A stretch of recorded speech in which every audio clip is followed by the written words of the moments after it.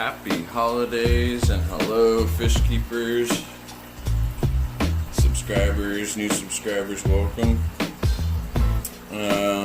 So let's see, we got our air system.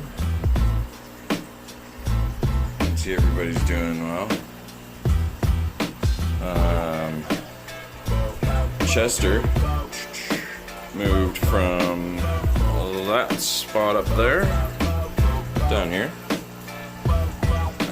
Same size tank, just a little cleaner setup, more simple.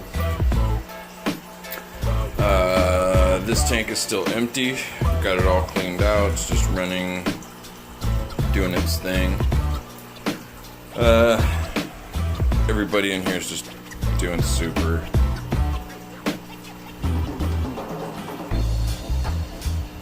Jack and Jill. What's up, Jack? Jill.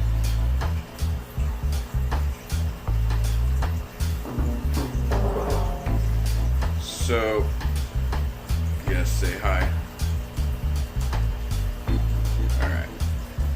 As you can see, my neck's been bugging me, so I haven't really got to these tanks. This tank, out of the three, just loves to produce algae. I don't know. I gotta get some new stock. We are still waiting to get some heaters. I'm trying to find a really good deal on them. Kind of waiting until after Christmas is over. The room's been doing pretty well. But we have had some losses. We lost Firetop, one of our older cichlids. He was kind of a black color with a like an orangish head, and he gradually just kind of thinned out and wasn't doing the same, and he just kind of passed on a couple days back. We also lost Draco, which is why the dragonfish, he developed a tumor in that stomach of his, and after a while he just didn't want to eat and wasn't doing very well, so Chester's decided to take over his territory, and seems to be doing really well with Bruce and Mom and Pup. So everybody seems to be doing good. What's up, Bruce? You want to say hi?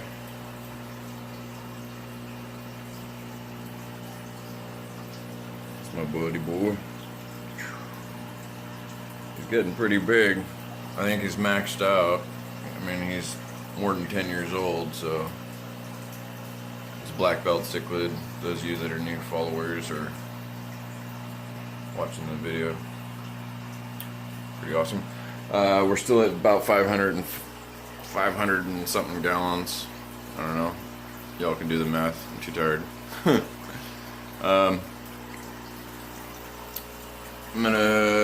I've been working on cleaning out this tank that Chester was in.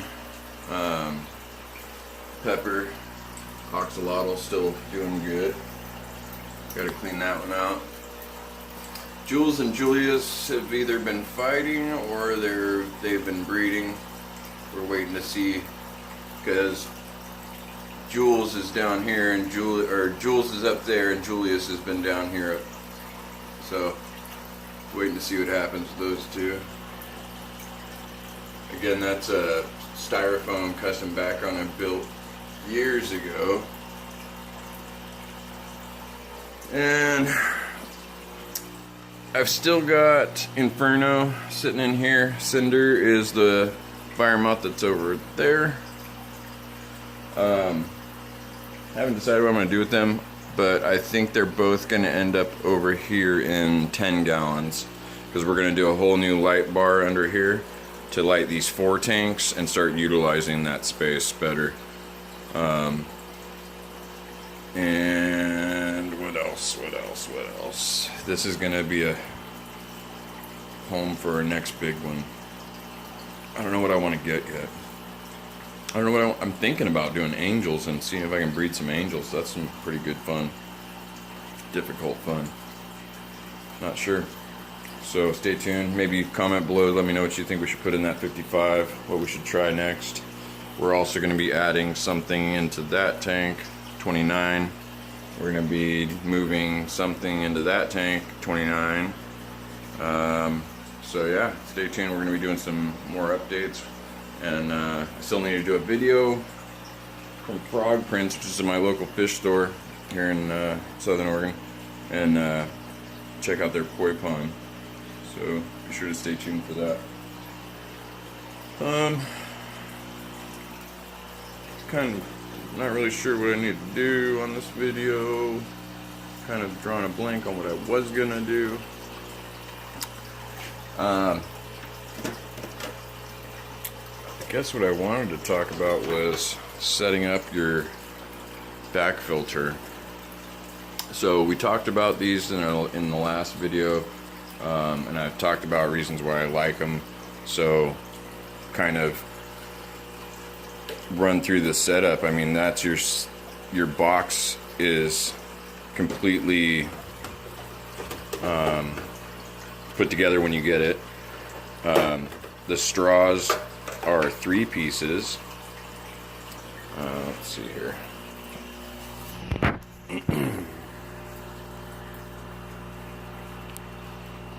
So you have 3 pieces come together, and that's to determine your depth.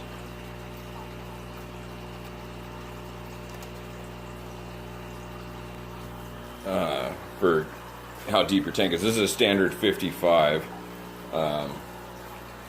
So we're gonna just put those all together on there. Snaps into place, and again, you can see here it swivels, and that's for your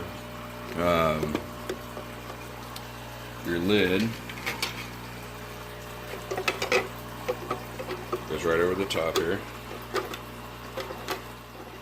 Oh. I didn't push it down all the way. Okay, so I can swivel that side to side, and that changes the intake. See how that works? It's pretty awesome. So let's take that off. We're gonna grab some water from our tank here and just pour it in to the back until we submerge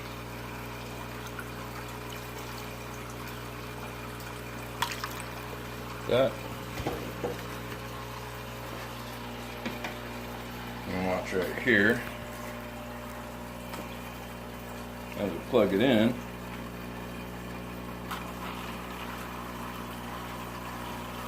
So let me move this guy here. Okay, so you can see our tank is filling, starting to create suction. So what it's doing is it's drawing it up the straw from the tank. It's going to clear over your snorkel.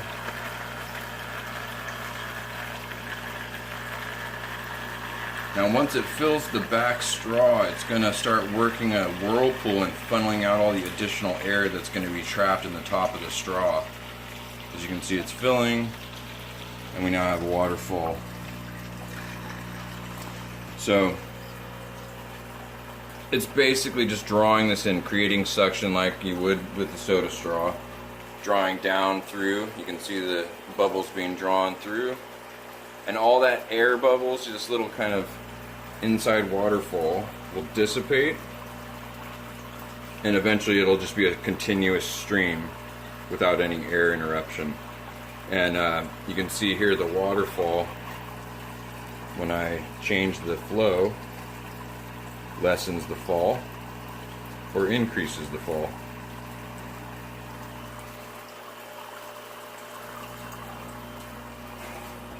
Now what you can do is take your basket, which sets down in here,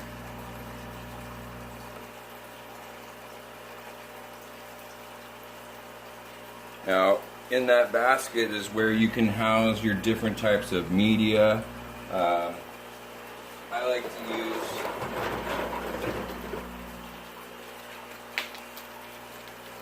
I like to use the lava rock, and I like to use the bigger ones towards the bottom.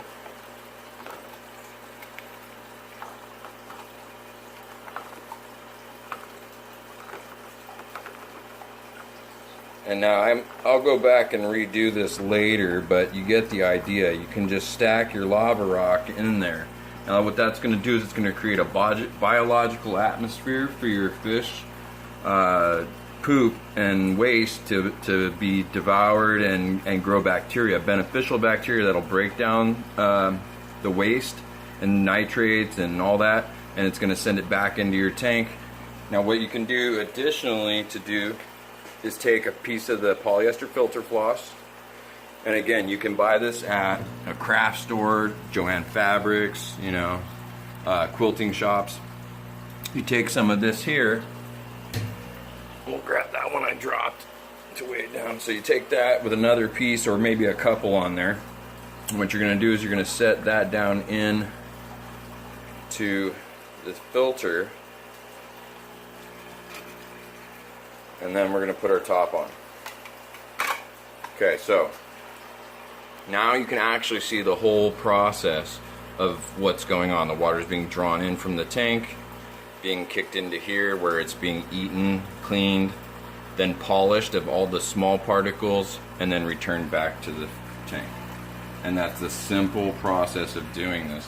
I mean, and this is what I love about the AquaClear. I can look at this and tell if it's working or not, flat out.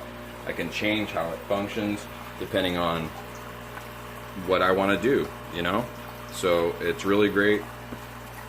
It's one of the reasons I have used them for more than 10 years. There's a big one right here. This one's antique practically. This is an AquaClear 70. Same system. And this one here is running a 55 gallon, running for Bruce. You know, runs great. Got an AquaClear, what do we got on this one? AquaClear 30. This is the other one that we installed a couple weeks ago. I got an Aquatech up there. Got another AquaClear 30. AquaClear 70. Okay. That's the one we custom did there. Still running like a champ, you can tell. So it comes in through here, goes in through the top of the bucket, through filter floss and media, down, fills over. There's a pump in here and brings that back to the tank. So we're getting a heater for this tank, these 3 tanks, a couple of others here. So we'll be doing some stuff in the next couple of weeks. My birthday's coming up, New Year's is coming up, so it's a crazy time right now. Anyways, oh, and look, I've been talking this whole time, and it's been quiet, still running like a champ. I'm totally in love with this air pump. I just can't say enough about it. If you haven't seen the video, look at the one I just posted, Here to Pump You Up. Talks about the difference between these two. So yeah, again, thanks for watching, thanks for subscribing, hope you guys enjoy, and be sure to stay tuned for more. Peace, love, and thanks for keeping it fresh.